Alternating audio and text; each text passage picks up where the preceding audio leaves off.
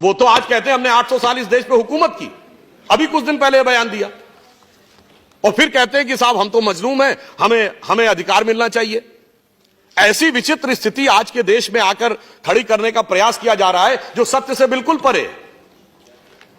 आपने कभी नहीं सुना होगा पूरी दुनिया में कि कोई यह भी कहे कि हमने इस देश पे शताब्दियों तक हुकूमत की है और फिर यह कहे हमें स्पेशल स्टेटस मिलना चाहिए।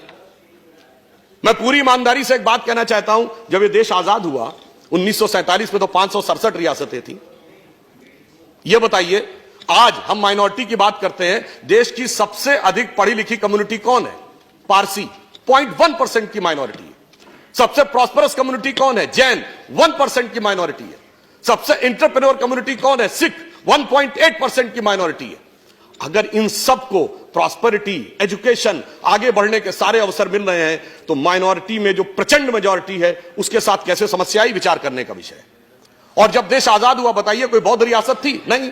कोई क्रिश्चियन रियासत थी? नहीं। कोई पारसी रियासत थी? नहीं। एक महाराजा पटियाला को छोड़ दे तो सिख रियासतें भी नहीं थी, मगर लाइन लगा के मुस्लिम रियासतें थी। नवाब पटौदी, नवाब रामपुर, नवाब भोपाल, नवाब लखनऊ, हैदराबाद निजाम, जूनागढ़ के नवाब।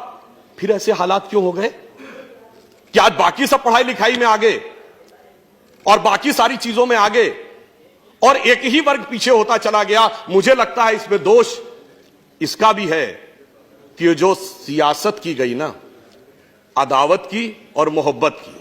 किसी ने दिखाने की कोशिश की कि हमें तुमसे बड़ी मोहब्बत है, तो किसी ने दिखाने की कोशिश की कि फलां को तुमसे बड़ी अदावत है, और उस सियासत ने कहां यह पहुंचाया सभापति जी, किसी को किसी की मोहब्बत ने मारा, किसी को किसी की अदावत ने मारा, पर इस शराफत अली को सेकुलर सियासत ने मारा। इसलिए मैं ये कहना चाहता हूं आज के इस